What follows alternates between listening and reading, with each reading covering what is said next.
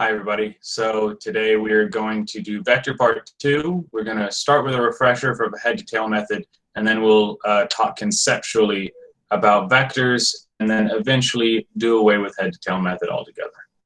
So let's move that out of the way. Let's put you over here.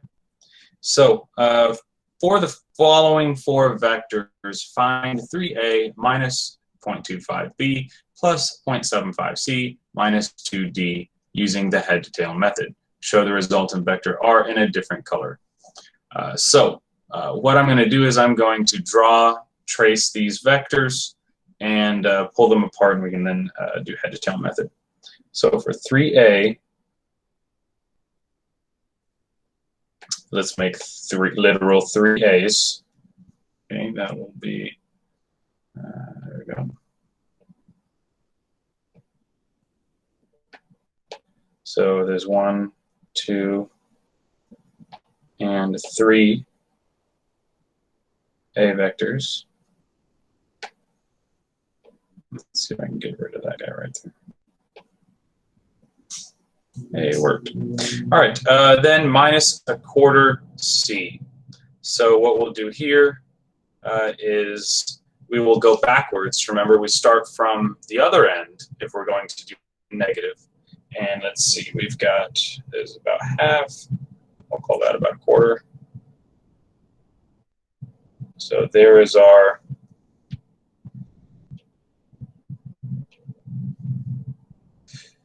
negative 0.25b.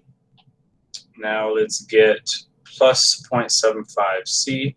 So that is about 3/4 c. Sorry for the sloppy line there.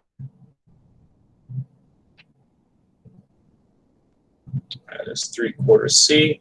Then minus 2d. So again, I will do this backwards to trace it, right? And I will make 2 of them.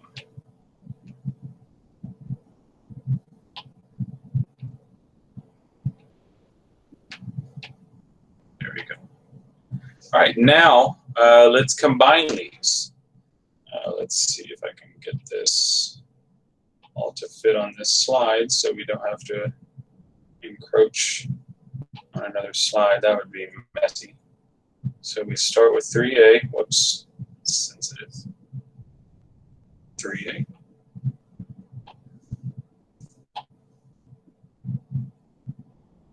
Okay, right there. Then we have this quarter of b here. So again, since I did this backwards on my drawing, the head to tail method is going to be just fine.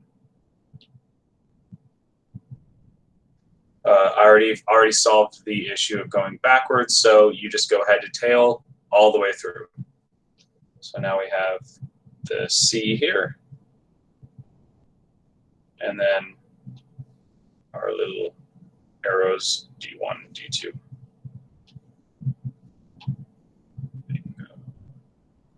All right, now just draw a resultant vector. Start from your origin down there. Looks like we will go right through those little arrows up there. Start at the origin, come right on up. There we go. That is our resultant vector. Okay. And I do recommend you draw your vectors backwards for subtraction. That way you don't have to go head to tail for part of your problem, then go head to head for another part of your problem. That can just get really confusing, right? So if you're drawing a negative or a subtracting vector up here, like those two, I recommend you just draw it backwards. That way head to tail is nothing but head to tail. All right, let's keep on moving. All right, so the magnitudes of two vectors, A and B, are A equals 5 units and B equals 2 units. Find the largest and smallest values possible for the resultant vector R equals A plus B. So what this problem is getting at is putting your vectors at the right angle, not a literal right angle, but at the right angle to maximize and minimize your resultant.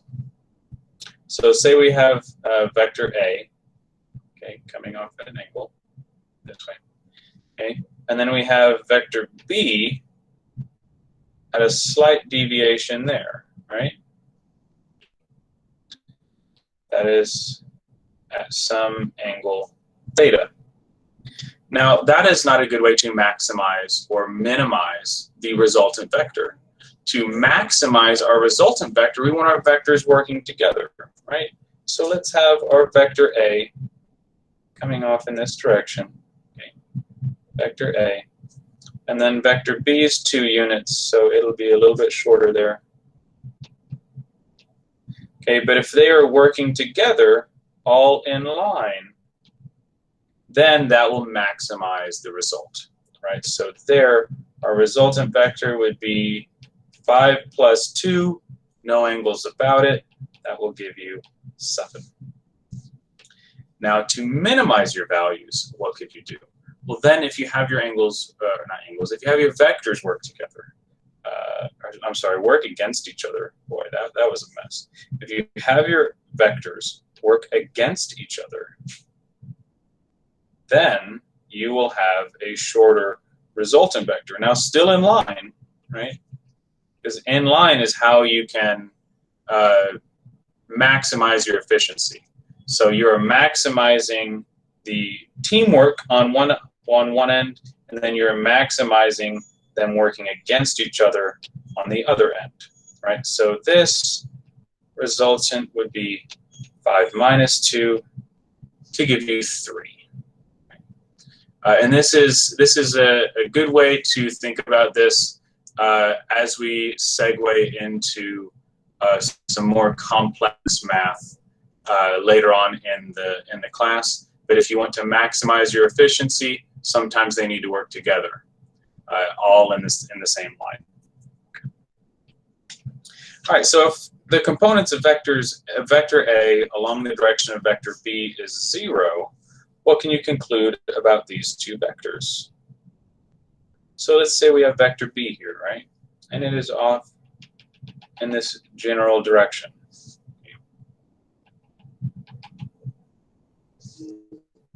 Now, if vector A were at some angle theta in this direction, then vector A is going to have something in common with vector B, right? It may not be right along vector B, but it actually still has that much of a component in that direction, right? That's not what we want. So how can we get rid of all of those components? So what we want to do is we want to make those perpendicular, right? If we want them to have, the vector A has 0 components along the direction of vector B, they need to be at a right angle, not at some arbitrary angle, right? So this would be, if they are perpendicular. And that is the only way to guarantee that they will have nothing in common direction-wise, right? No components in common. We'll talk about components in a minute. Now, we talked about adding and subtracting vectors, but can you actually multiply vectors? The answer is, of course, this is math. We can do everything with math, right? So yes, you can multiply vectors. What we'll do to multiply vectors later on in this class is called the dot product. You may have heard of this in a previous physics class or in your math class, but the dot product is if you were to take vector A and multiply, we show this notation with a dot. I know that's not very different from normal math notation, but there are other products that you can use for vector math called the cross product that we'll go over much later. But the dot product, if you take A times B, you take the magnitude of A, multiply that, by the magnitude of B, and then multiply that by cosine theta if theta is the angle between the vectors.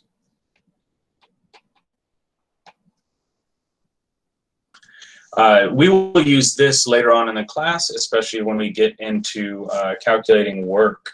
So work is when you take force and you multiply that by displacement.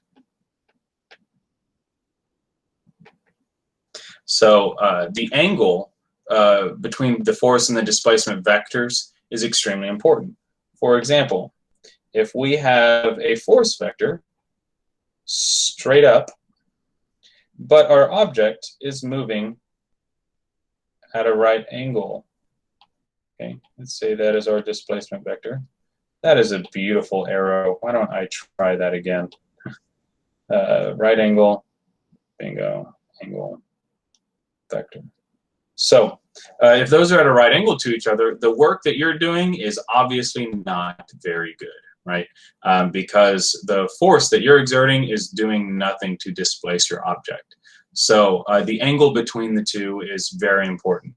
Now, if the force and the displacement angles or vectors, if the force and displacement vectors were in line with each other, then you're obviously very efficient because the force that you're exerting is moving the object. The object is moving in the same direction.